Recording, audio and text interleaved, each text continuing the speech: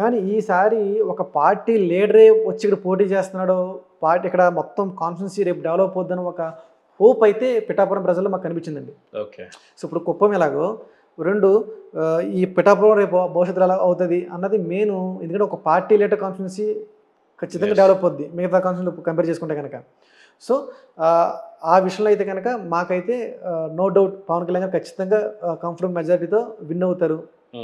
ఒకవేళ ఓడిపోయినా సరే నెక్స్ట్ ఆల్టర్నేటివ్ బై ఎలక్షన్ వెళ్ళిపోతారు, 6 నెలల గవర్నమెంట్ ఉంటే కనుక వీళ్ళు వచ్చేస్తారు. సో ఈసారి గివప్ చేయరు.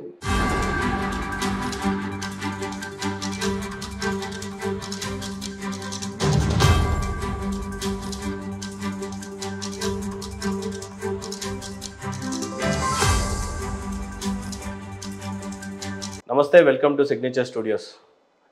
తెలుగు రాష్ట్రాల్లో ప్రధానంగా ఆంధ్రప్రదేశ్లో అసెంబ్లీ ఎలక్షన్స్ జరుగుతున్న వేళ లోక్సభ ఎలక్షన్స్ కూడా వాటితో పాటే జరుగుతూ ఉన్నాయి.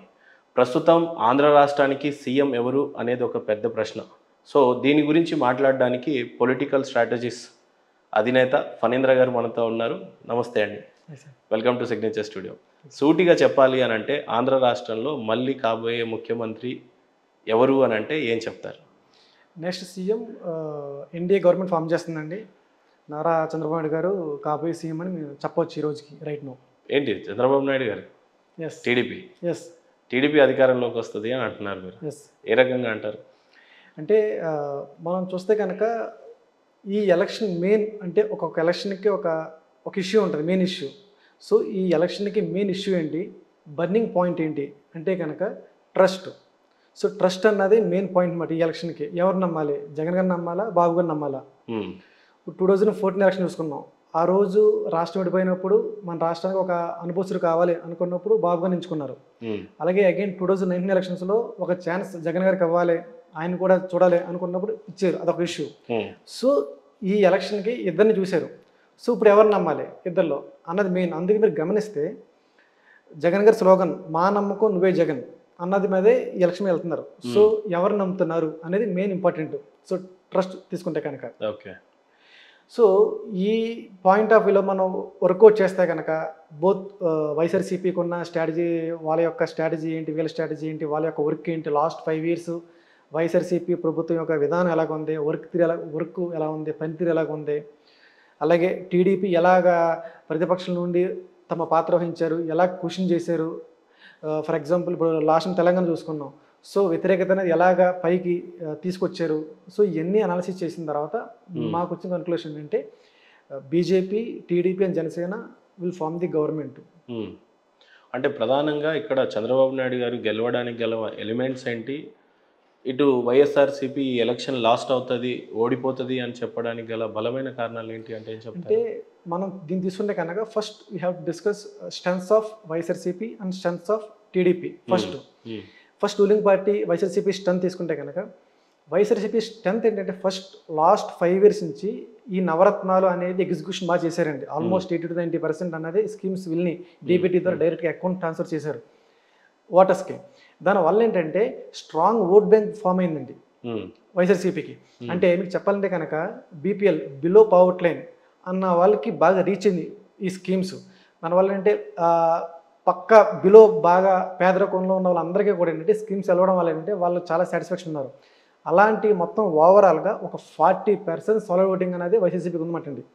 సో ఇప్పుడు ఎలక్షన్కి వెళ్తున్నారు జగన్ గారు అంటే కనుక ఆ 40% మీద గేమ్ ఆడుతున్నారండి జగన్ గారు. సో దాని మీద బేసి వెళ్తున్నారు. అది బిగ్ స్ట్రెంత్ ఈరోజు జగన్ గారికి ఎలక్షన్లో. అండ్ సెకండ్ చూసుకుంటే కనుక జగన్ గారి స్ట్రెంత్ ఏంటంటే ఎస్సీ, ఎస్టీ, ముస్లిమ్స్ మైనారిటీస్ అనేది ఒక స్ట్రెంత్. మొత్తం మేజర్ ఓటర్స్ అందరూ కూడా వైసీపీకి ఉన్నారండి. 2019లో ఎలాగైతే ఉన్నారో కొంత తగ్గినా సరే మేజర్ ఓటర్స్ మటుకు వైసీపీకి ఉన్నారు. That is the strength.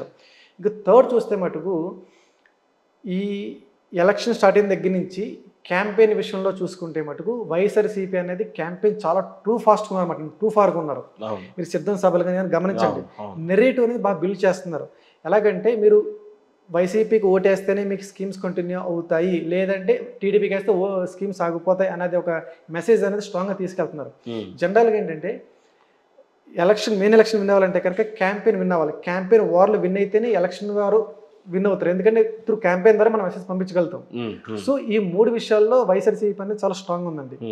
అలాగే ఎన్డీఏ అంటే బీజేపీ, టీడీపీ, జనసేన స్ట్రెంత్ చూస్తాయంటే వాటి యొక్క బలాలు ఏంటి అని చూస్తే కనుక ఫస్ట్ టీడీపీ తీసుకొచ్చేటప్పటికి చంద్రబాబు నాయుడు గారికి డెవలప్మెంట్ చేస్తారన్న ఒక ఇమేజ్ ఉందండి ఫస్ట్ నుంచి, ఫ్రమ్ లాస్ట్ 40 years నుంచి కూడా. ఇప్పుడు వైఎస్ఆర్ గారికి వెల్ఫేర్ స్కీమ్స్ ఎంత ఇమేజ్ ఉందో ఇంకా డెవలప్మెంట్ అనే ఒక ఎక్స్పోజర్ ఉంది ఆయనకి. సో అదొక బిగ్గెస్ట్ స్ట్రెంత్ అది. ఇప్పుడున్న పరిస్థితుల్లో ఆల్టర్నేట్ ఎవరు డెవలప్మెంట్ అవుతానికి ఆంధ్ర అంటే కనుక ఆయన ఇంకా వేరే 3వ ఆల్టర్నేట్ లేదు అన్నది బాగా బిల్డ్ అయింది పబ్లిక్లో. సెకండ్, టీడీపీకి ఉన్న స్ట్రెంత్ ఏంటంటే వాళ్ళ యొక్క ఓట్ బ్యాంక్ అండి, క్యాడర్. గత 40 సంవత్సరాల నుంచి చూసుకుంటే స్ట్రాంగ్ గ్రామ స్థాయిలో చాలా స్ట్రాంగ్ ఉందండి. మీరు గమనిస్తే లాస్ట్ 2019 ఎలక్షన్స్లో 23 సీట్స్ వచ్చినా సరే, లిమిట్ అయినా సరే 40% వచ్చిన ఓట్ షేర్ అండి. 40% వరస్ట్ కేసులో కూడా సీట్స్ పక్కన పెడితే ఓట్ షేర్ తగ్గలేదండి, 40% ఉంది వరస్ట్ కేసులో. సో వారి యొక్క స్ట్రెంత్ ఏంటంటే గ్రామ స్థాయిలో బూత్ లెవెల్లో వాళ్ళకున్న క్యాడర్ చాలా స్ట్రాంగ్ అండి. సో దాని మీద వాళ్ళు మళ్ళీ రీస్టార్ట్ చేసి ఎంత కిందకి వెళ్ళినా సరే పైకి అనేది వస్తున్నారు. మూడవది ఏంటంటే బీజేపీ స్ట్రెంత్ తీసుకుంటే కనుక అండ్ మెయిన్లీ ఇది హిందుత్వం మీద. సో లాస్ట్ చూసాం రామ మందిరం నిర్మించారు, ఆ నెరేటివ్ బిల్డ్ చేసుకుంటూ వస్తున్నారు త్రూ అవుట్ కంట్రీ. సో ఆంధ్రలో కూడా హిందుత్వ బేస్ అనేది చాలా స్ట్రాంగ్గా ఉపయోగపడుతుంది వాళ్ళకి. అలాగే మోడీ ఫేస్ వాల్యూ ఏంటి కానీ, నేషనలిజం కానీ, ఒక ప్రపంచ స్థాయి లీడర్ నాకు గుర్తింపు వచ్చింది, అదొకటి బాగా స్ట్రెంత్ ఈ ఎన్డీఏ కూటమికి. ఈవెన్ దో పెద్ద ఓట్ షేర్ లేకపోయినా సరే. ఇప్పుడు జనసేన వచ్చేటప్పటికి పవన్ కళ్యాణ్ గారి ఒక ఇమేజ్ ఏంటి కానీ, అలాగే మెయిన్గా స్ట్రెంత్ ఏంటంటే కాపు కమ్యూనిటీ అనేది బాగా ట్రాన్స్ఫర్ అయిందండి. సో ప్రతి ఎలక్షన్కి కాపు కమ్యూనిటీ అనేది చాలా important. So through Pavan Kalyan ద్వారా ఒక ఫేస్ ద్వారా, అలాగే వంగవీటి రాధాకృష్ణ గారు ఈ పనులడం వల్ల కాపు ఓటింగ్ అనేది బాగా ట్రాన్స్ఫర్ అయిందండి దీనికి. అలాగే యూత్ ఎటువైపు ఉన్నారు అని చూసుకుంటే కనుక ఈ ఎలక్షన్కి టీడీపీకి ఉన్నారండి. జనరల్గా ఏంటంటే యూత్ ఎటువైపు ఉంటే రిజల్ట్ ఎక్కువ ఆ వైపు ఉంటుందండి. మీరు గమనించు 2014లో టీడీపీకి వేశారు, ఆ రోజు బాబు గారు వస్తే జాబ్ వస్తాను పండుగలు వేశారు. అలాగే 2019లో జగన్ గారు వస్తే మనకి జాబ్స్ వస్తాయని ఉద్దేశంలో ఆయనకి వేశారు. యూత్ అంతా యునానిమస్గా కన్వర్ట్ అయ్యారు. సో ఈ ఎలక్షన్కి ఎవరున్నారు, యూత్ ఎటువైపు ఉన్నారు? దీనికి కొన్ని క్యాప్ల విషయం రకరకాల కారణాలు ఉండొచ్చు, కానీ ఈ విషయంలో అయితే జనరల్గా ఏంటంటే డెవలప్మెంట్ పాయింట్ ఆఫ్ వ్యూలో బాబు గారికి ఎక్కువ ఉంటారు యూత్. అలాగే పవన్ కళ్యాణ్ గారు ఒక సినిమాటిక్ ఏదేంటి కానీ, ఆయనకున్న యూత్ ఫాలోయింగ్ ఏదేంటి కానీ, సో రెండు కాంబినేషన్ కుదిరి యూత్ అన్నది మెజారిటీ ఈ కూటమి వైపు ఉన్నారండి. సో ఇది ఈ యొక్క స్ట్రెంత్ అన్నమాట అండి. సో ఈ స్ట్రెంత్ చూస్తుంటే కనుక మనకి ఎక్కువ బలం ఏంటంటే కూటమి వైపు ఉంది. అలాగే మనం మెసెంజర్ అండ్ మెసేజ్ చూస్తే కనుక ఇక్కడ మెసెంజర్ ఎవరండి వైఎస్ఆర్సీపీలో? జగన్ గారు. అలాగే ఇటేపు చూస్తే కనుక మోడీ గారు, చంద్రబాబు గారు, పవన్ కళ్యాణ్ గారు. అంటే ఇక్కడ ఇటేపు వీళ్ళు చేయాలి. సో లీడర్షిప్ దేనికి బలంగా ఉందండి? ఇవి 1%. ఇటేపు 3 members. 2008లో ఆ పరిస్థితి లేదు. సో లీడర్షిప్ అనేది గట్టిగా ఉందండి. ఎప్పుడైతే లీడర్షిప్ గట్టిగా ఉందో దానికి ఎక్కువ ఫేవర్గా ఉంటుంది. అలాగే మెసేజ్, అసలు ఇలా అల్టిమేట్ మెసేజ్ ఏమి ఇస్తున్నారు పబ్లిక్కి? జగన్ గారు ఏం చెప్తున్నారు? ఈ వెల్ఫేర్ స్కీమ్స్ మళ్ళీ ఇలాగే 90% మీకు రీచ్ అవుతాయని చెప్తున్నారు, కానీ డెవలప్మెంట్ చెప్తున్నారు. కానీ డెవలప్మెంట్ చేస్తామని చెప్పినా సరే దానికి రీచ్ అవుతలేని వాళ్ళకి అదొక మైనస్. ఈ బాబు గారు చెప్పేది మెసేజ్ ఏంటంటే డెవలప్మెంట్ చేస్తాం, వెల్ఫేర్ స్కీమ్స్ చేస్తాం, రెండు బ్యాలెన్సింగ్ ద్వారా గవర్నెన్స్ చేస్తాం అని చెప్తున్నారు. అంటే జనరల్గా ఏంటంటే ఈ డెవలప్మెంట్ అన్నది ఇప్పుడు ఉన్న పరిస్థితిలో దీనికి సపోర్ట్కి ఏంటంటే బీజేపీ తీసుకుంటున్నారు. ఇప్పుడు వాళ్ళు చెప్పేది ఏంటంటే ఇప్పుడు మేనిఫెస్టో వస్తే కనుక నెక్స్ట్ పాయింట్ జగన్ గారు చెప్పేది ఏంటంటే మేనిఫెస్టో ప్రకారంగా ఇప్పుడు నిజంగానే గతంలో కూడా ఇక్కడ మనం తెలంగాణలో కూడా ఎలక్షన్స్ చూసాము, ప్రధానంగా మేనిఫెస్టోనే కీ రోల్ ప్లే చేసినట్టు చూసాం మనం. ఒక పక్క కాంగ్రెస్ గవర్నమెంట్ ప్రవేశపెట్టిన మేనిఫెస్టోని చూసినట్లయితే ఉచితాలు చాలా ఎక్కువగా ఉన్నట్టు కనిపించినాయి. డెవలప్మెంట్ గురించి పెద్దగా మాట్లాడినట్టుగా కనిపించలేదు. ఇప్పుడు చూస్తూనే ఉన్నాం. మీరు అన్నట్టుగా చంద్రబాబు నాయుడు గారి ఇమేజ్ డెవలప్మెంట్ చేస్తారు అని ఆయనకి ఇక్కడే కాదు, రాష్ట్ర వ్యాప్తంగా కూడా ఉంది, ఇండియా వైడ్గా కూడా ఉంది, వరల్డ్ వైడ్గా కూడా చెప్తూ ఉంటారు. హైదరాబాద్ని ఈరోజు ఒక మ్యాప్లో పెట్టారు అని. కానీ ఇక్కడ జగన్మోహన్ రెడ్డి గారు చూసినట్లయితే స్టార్టింగ్లో 3 రాజధానులు అన్నారు. ఇప్పుడేమో ఓన్లీ వైజాగ్లో మాత్రమే రాజధాని ఉంటుంది. అత్యధికంగా డెవలప్మెంట్ చెందిన సిటీ ఏదైనా ఉంది అని అంటే ఆంధ్ర రాష్ట్రంలో అది కేవలం వైజాగ్లో ఉంది. సీఎంగా నేను వచ్చి ఇక్కడ కూర్చుంటే ఇక్కడ కంపెనీస్ ఎక్కువ అవుతాయి, రిఫార్మర్స్ ఎక్కువగా వస్తాయి. అండ్ గతంలో చూసినట్లయితే వైజాగ్ చుట్టుపక్కల ప్రాంతాల్లో చూసినట్లయితే విజయమ్మ గారే ఓడిపోయిన పరిస్థితి. అలాంటి ఏరియాలో జగన్మోహన్ రెడ్డి గారు నిజంగానే బాగా వేస్తే కనుక అక్కడ కూడా ఇంకా బలంగా ఓట్ బ్యాంక్ పెరిగే ఛాన్సెస్ ఎక్కువగా ఉందంటున్నారు. ఒక పక్క రాయలసీమ నుంచి ఆయనకు స్ట్రాంగ్ ఉంటుంది, అనంతపురం నుంచి స్ట్రాంగ్ అవుతుంది, వైజాగ్ నుంచి స్ట్రాంగ్ అవుతుంది. ఒక వీక్ ఎక్కడన్నా కనిపిస్తుంది అని అంటే కేవలం అదొక అమరావతి ఆ పరిసర ప్రాంతాల్లో. స్టిల్ మీ సర్వేస్ చంద్రబాబు నాయుడు గారికి అంత పాజిటివ్గా చూపించడానికి గల కారణాలు ఏమంటే మీరేం చెప్తారు? అంటే మనం ఇప్పుడు మీరు చెప్పిన దాంట్లో ఇప్పుడు మేనిఫెస్టో తీసుకుంటే కనుక మేనిఫెస్టోలో మెయిన్ అంశం ఏంటంటే capital. So election main burning పాయింట్లో క్యాపిటల్ ఒకటండి. ఎస్, ఇప్పుడు రాష్ట్రం విడిపోయి 10 సంవత్సరాలు అయింది. ఇప్పటికి రాజధాని ఏది అంటే కనుక 100% ట్రూ. ఇక్కడ పోలవరం ఒక ఎమోషన్ అయితే, క్యాపిటల్ సిటీ ఒక ఎమోషన్ అయితే, ఆ తర్వాత నెక్స్ట్ క్యాపిటల్ సిటీ ఏంటి అనేది పెద్ద క్వశ్చన్ మార్క్ ఇక్కడ. ఒకవేళ బాబు వస్తే ఏంటి, ఎస్ జగన్ గారు వస్తే ఏంటి అనేది. సో ఈ నేపథ్యంలో ఏ రకంగా చూడవచ్చు?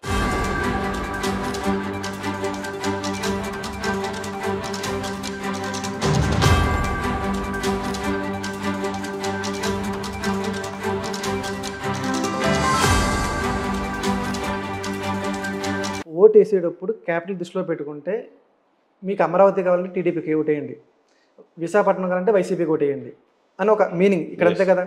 సో ఇక్కడ వాటర్స్ నుంచి వచ్చిన మూడు ఏంటంటే జనరల్గా ఒకసారి 2014 అసెంబ్లీలో ఆయన ఒప్పుకున్న తర్వాత, చంద్రబాబు పెట్టిన తర్వాత, జగన్ గారు ఒప్పుకున్న తర్వాత ఆల్రెడీ కొంత వర్క్ అయిపోయింది. తర్వాత 2019లో క్యాపిటల్ ఇష్యూ లేదు అసలు, మళ్ళీ కంటిన్యూ చేస్తారే అనుకున్నారు అందరూ కూడా. కానీ తర్వాత వచ్చారు వాళ్ళు కూడా ఉద్దేశం లేదు మాకు అమరావతిని మార్చే క్యాపిటల్ సిటీ లేదని కొన్ని చోట్ల స్పష్టంగా చెప్పిన పరిస్థితి. జనరల్గా ఏంటంటే అమరావతి అనేది సైకలాజికల్గా ఫీల్ అయిపోయారు అందరూ కూడా, పబ్లిక్ అందరూ కూడా. పబ్లిక్ ఎప్పుడు కూడా ఒకసారి యాక్సెప్ట్ చేసిన తర్వాత దాన్ని మళ్ళీ రీబ్యాక్ తీసుకోవాలంటే కనుక చాలా కష్టం ఉండేది.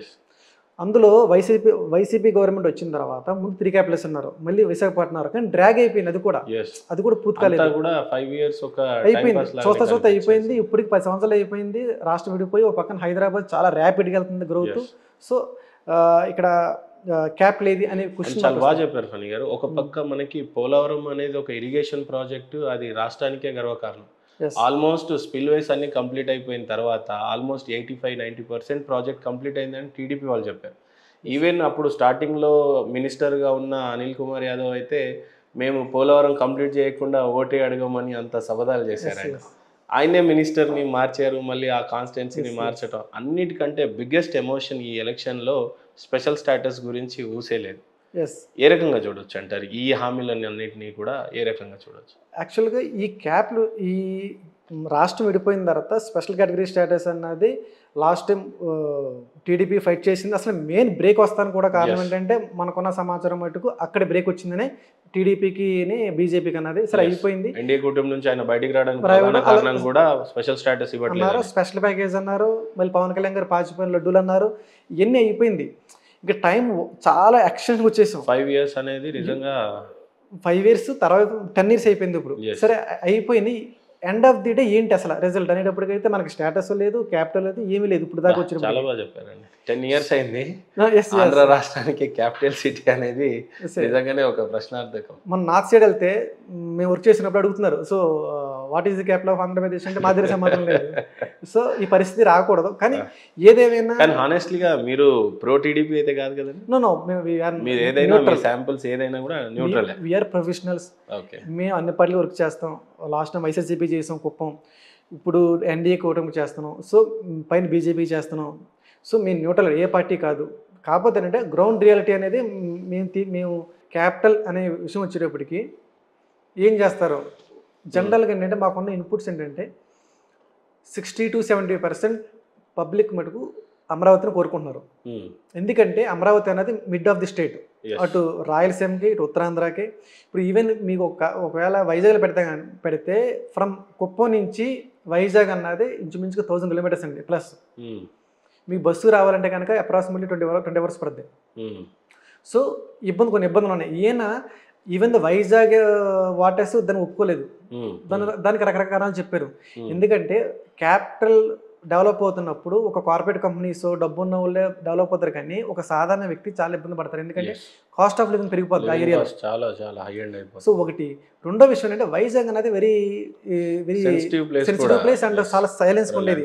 చాలా మంది ఏం కోరుకుంటారంటే వైజాగ్ సెటిల్ అవుతారు అనుకుంటారు, ఎందుకంటే ప్రశాంతంగా ఉంటుందని.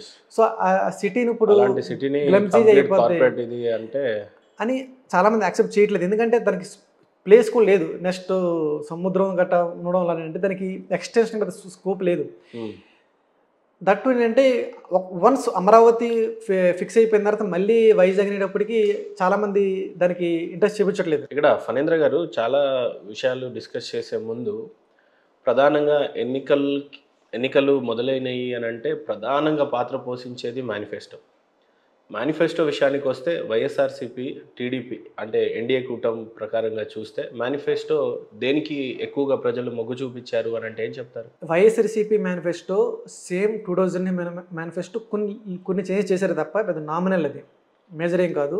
సేమ్ పాత మేనిఫెస్టో అనుకోవచ్చు దాన్ని చెప్పాలంటే కనుక. టీడీపీ మటుకు బియాండ్ దానికన్నా చాలా ఎక్కువ అయితే వెల్ఫేర్ స్కీమ్స్ ఏంటి కానీ డెవలప్మెంట్లో కానీ చాలా ఇచ్చారు.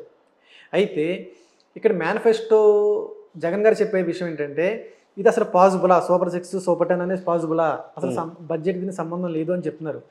బాబు గారు చెప్పే డిఫరెన్స్ ఏంటంటే దానికి, నేను వెల్త్ క్రియేట్ చేస్తాను, సంపద పట్టిస్తాను, దాంతో నేను వెల్ఫేర్ స్కీమ్స్ మేనేజ్ చేస్తాను, డెవలప్మెంట్ చేస్తాను with support of central government అని చెప్తున్నారు. జనరల్గా పబ్లిక్ ఏంటంటే ఎందుకు అవుతుందా అవదా అనే క్వశ్చన్స్ చేసేవాడు కన్నా అవుతుంది అని ధైర్యంగా చెప్పేవాడు ఎక్కువ ప్రిఫరెన్స్ ఇస్తారండి. ఇప్పుడు సపోర్ట్ చేస్తారు తప్ప, అంటే ఇక్కడ 100 అవుట్ ఆఫ్ 100%లో 60% సపోర్ట్గా ఉన్నారు ఈ మేనిఫెస్టోకి, అంటే 10% లీడింగ్ ఉన్నారు. అంటే ఎండ్ ఆఫ్ ది డే మీకు ఎలక్షన్ పాయింట్ ఆఫ్ వ్యూ అది మీకు యూజ్ఫుల్లే కదండి. ఈ డెమోక్రసీలో 40% వ్యతిరేకించిన దానికి ఉపయోగం ఉండదు వైసీపీకి. సో 10% లీడింగ్లో ఉంది.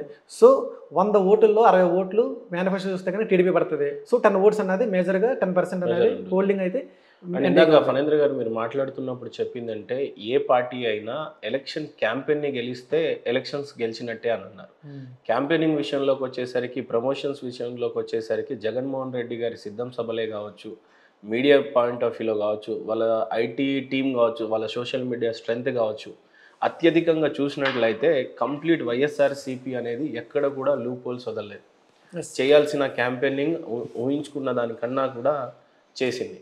సో ఇక్కడ చంద్రబాబు నాయుడు గారు కొద్దిగా వెనుకబడినట్టుగా ఎలక్షన్ క్యాంపెయిన్ కావచ్చు, సోషల్ మీడియా మాధ్యమాలు కావచ్చు, ఇవి కొద్దిగా తగ్గినట్టుగా కనిపించింది.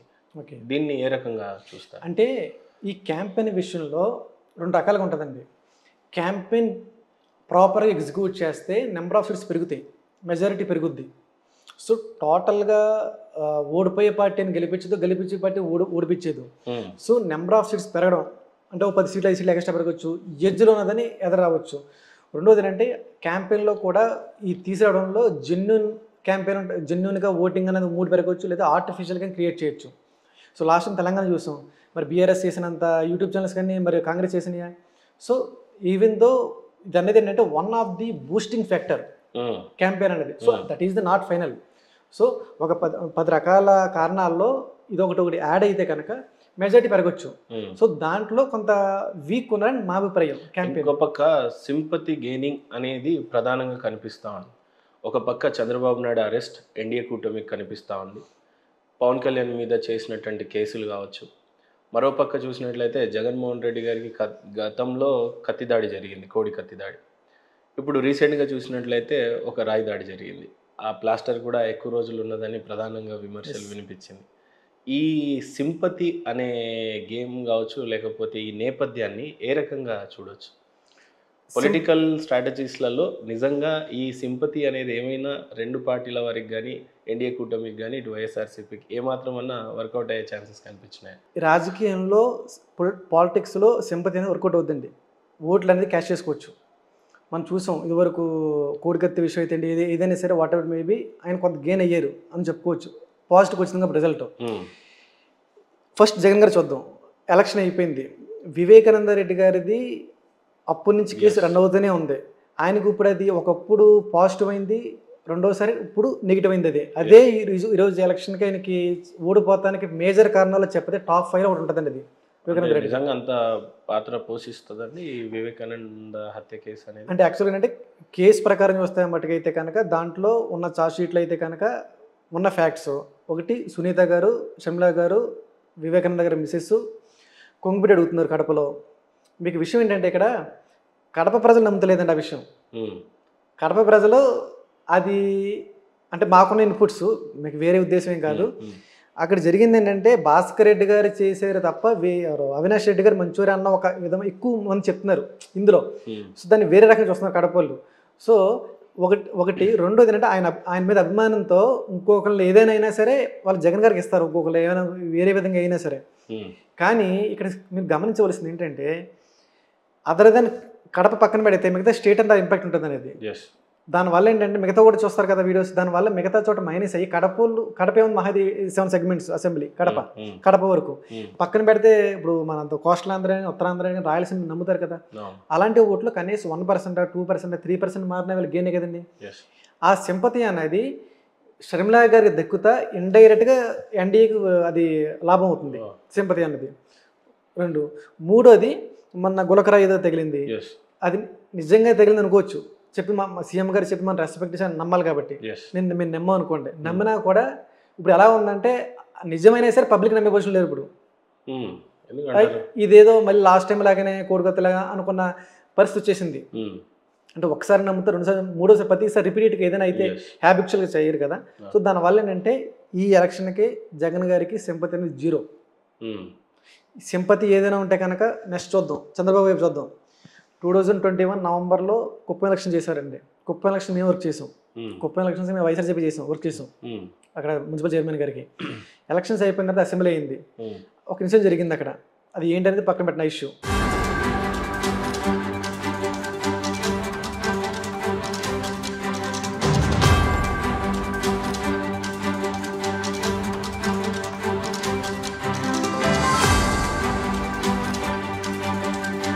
దాంట్లో ఫ్యాక్ట్స్కి వెళ్ళకూడదు, కానీ ఆయన కెమెరా ముందుకు వచ్చి కళ్ళ నిలబెట్టుకున్నారు. ఆ కళ్ళంటా నిలబెట్టుకుని అన్నదే ఎమ్మెల్యేల దగ్గర నుంచి, ఎంపీల దగ్గర నుంచి, లోకల్ బాడీ లీడర్స్ దగ్గర నుంచి కింద బూత్ వరకు, కార్యకర్త వరకు వెళ్ళిందండి. వాళ్ళు మాకు వచ్చిన ఇన్పుట్స్ ఏంటంటే మా లీడర్ని ఎడిపించాడు, కళ్ళంటా నిలబెట్టించాడు, ఏదైనా సరే ఓడించాలన్నది కింద బూత్ వరకు వెళ్ళిపోయింది. అది అనేది చాలా స్ట్రాంగ్ వెళ్ళింది. సో ఎందుకంటే ఒక మనిషిలో కోపం వస్తానే కదా ఏదైనా చూపించేది, ఇది అలాగ ఉంటే కామ్గా ఉంటే తెలియదు కదా. సో ఈయన మామూలుగా ఆయన కళ్ళని పెట్టుకోవాలి, లేకపోతే అది స్ట్రాటజీ అని పక్కన పెట్టండి. So end of the day result వచ్చిందా లేదా, ఆ సింపతి వర్కౌట్ అయిందంటే వర్కౌట్ అయింది. అది కుప్ప ఎలక్షన్ అయిన తర్వాత కళ్ళని పెట్టుకుంటుంది.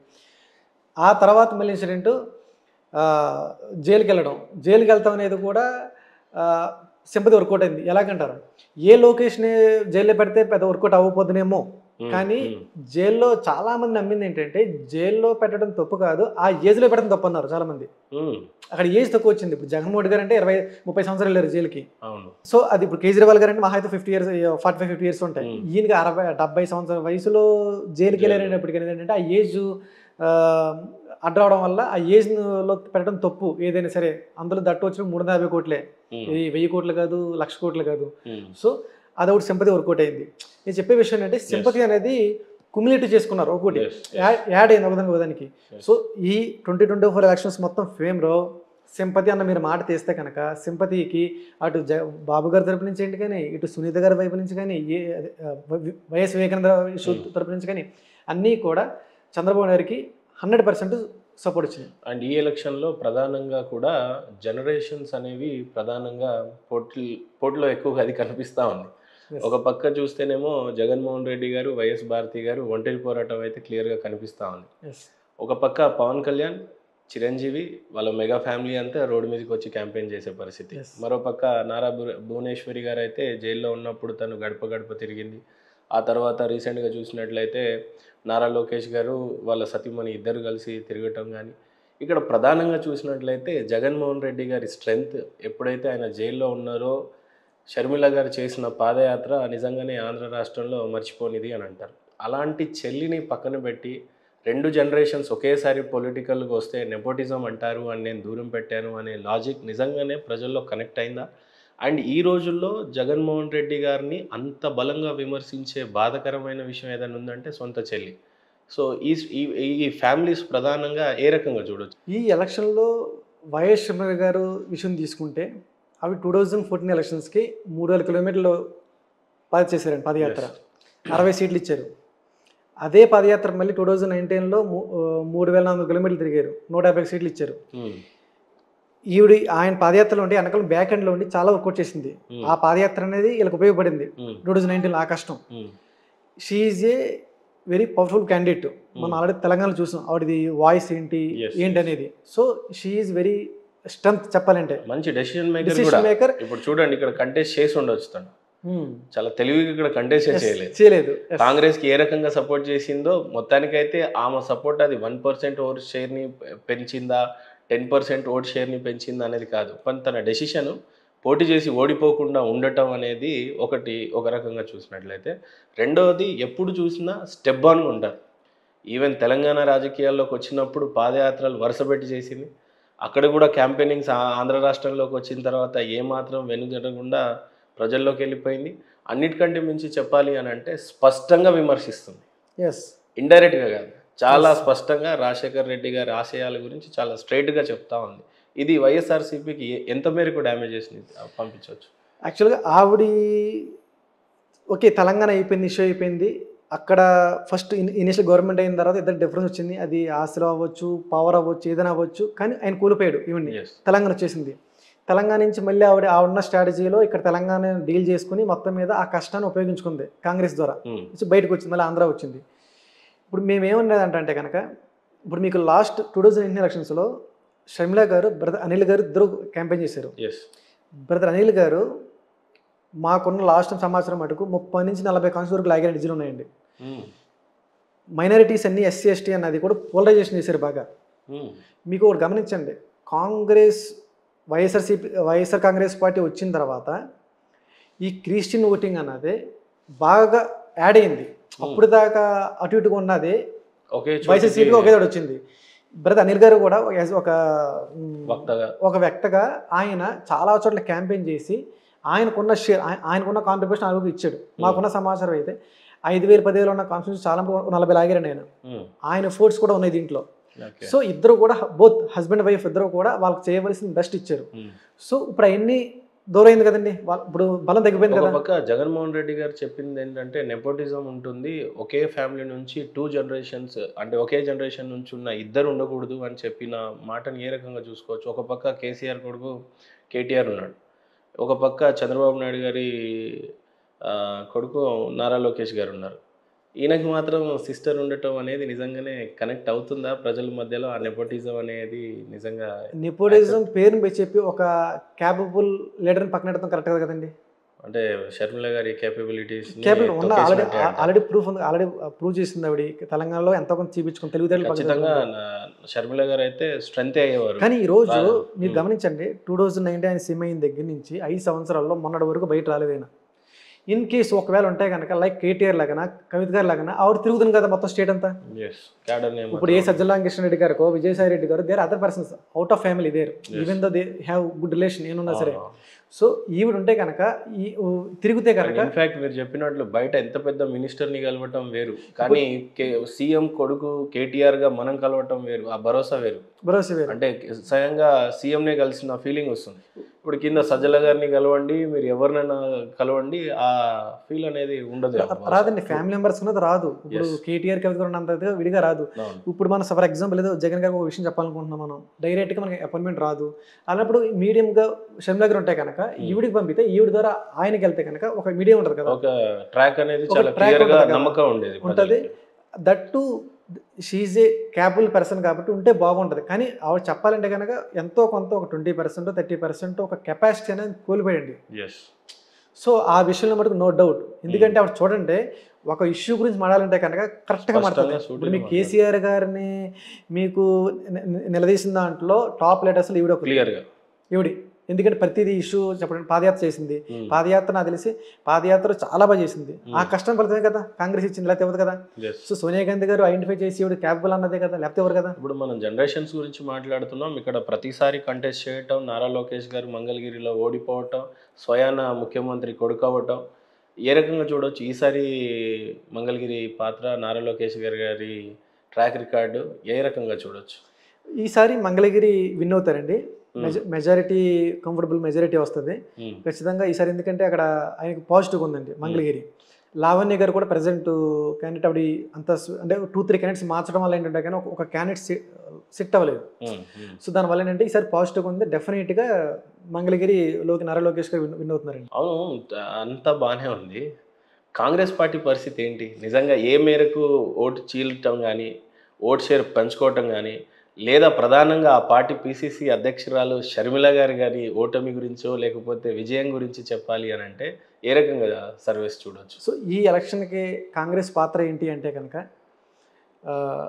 వాళ్ళకున్న 1% ఆల్రెడీ ఆల్మోస్ట్ ఆంధ్రాలో డెడ్ అయిపోయింది పార్టీ. No more party. ఇప్పటి నుంచి మళ్ళీ కొత్తగా బేబీ పుడుతుంది ఇక్కడి నుంచి. సో వాళ్ళ టార్గెట్ 15% పెట్టుకున్నారు మాకున్నది సమాచారం అయితే కనుక. అది 2% అవ్వచ్చు, 3% అవ్వచ్చు. ఓట్ షేర్ పెరుగుద్ది ఎంతో కొంత. ఒకటి. రెండోది ఏంటంటే కడప సీటు మటుకు టైట్గా ఉంది. అది జనరల్గా సర్వేస్లో అయితే అవినాష్ రెడ్డి గారికి వస్తుంది వాస్తవంగా. ఆయనకి అవినాష్ రెడ్డి గారికి వస్తుంది పాజిటివ్గా. కానీ ఒక అనాలిసిస్ ఒక లాస్ట్ వర్స్ట్ కేసులో ఏంటంటే ఈ సైలెంట్ ఓటింగ్ అంతా మూవ్ అయ్యి షర్మిల గారిని నెగ్గే అవకాశం కూడా ఉందని అనుకోవచ్చు. లైక్ మనం లాస్ట్ టైం చూసాం, ఇది కామారెడ్డి రేవంత్ రెడ్డి కేసు పోయి ఆయన బీజేపీ నెగ్గాడు. అలాగా ఏముంది వాళ్ళిద్దరిని అసలు చెప్పాలంటే తెలంగాణలో అసలు హీరో అతనే. అండ్ కడప అంటే బేసిక్ గానే వాళ్ళకి కంచుకోవట్లే. అవి కంచుకోట ప్రధానంగా ఇండిపెండెంట్ అభ్యర్థిగా ఓటేసిన టైంలో కూడా 5 లక్షల మెజారిటీ ఆ కడప ప్రజలు రిసీవ్ చేసుకొని అంత మెచ్యూర్డ్గా ఉండటం అనేది చాలా మందికి గుర్తులు తెలియనప్పుడు. మనకి లిటరసీ రేట్ చాలా తక్కువ. బేసిక్ గా 30-40% జనాలు చదువుకొని ఉండరు, వాళ్ళకి గుర్తు తెలియదు. అట్లాంటిది ఒక గుర్తు అనేది లేని రోజునే 5 లక్షల మెజారిటీ ఇచ్చిన కడప ప్రజలని చూసాం. అట్లాంటిది ఈ రోజు సింపతి నిజంగా ఎవరైనా ఎక్కువగా గెయిన్ చేసుకున్నారు, అన్యాయం ఎవరికన్నా అయిపోయింది అని అంటే షర్మిల గారు. ఒక పక్క రాష్ట్రం విడిపోయినప్పుడు చంద్రబాబు నాయుడు గారు ముఖ్యమంత్రి అయ్యారు. జైలుకి వెళ్ళేసి వచ్చిన తర్వాత నిజంగానే తండ్రి పాత్రని చాలా బాగా ప్రొజెక్ట్ చేసి జగన్ గారు కూడా ఎంతో కొంత లాభం పొందారు. ఈయన లోపల ఉన్నప్పుడు పార్టీనంతా బతికిచ్చిన షర్మిల గారు మాత్రం అటు ఏ పదవి అనుభవించలేదు కాక ప్రధానంగా ఇప్పుడు ఆమె మీద ఉన్న వ్యతిరేకత కూడా కాంగ్రెస్ పార్టీ వాళ్ళ తండ్రిని ఛార్జ్షీట్లో పెట్టిందని చెప్పిన పార్టీలోనే తను జాయిన్ అవ్వటం. ఎట్లా చూడొచ్చు ఈ మిక్స్డ్ దాన్ని?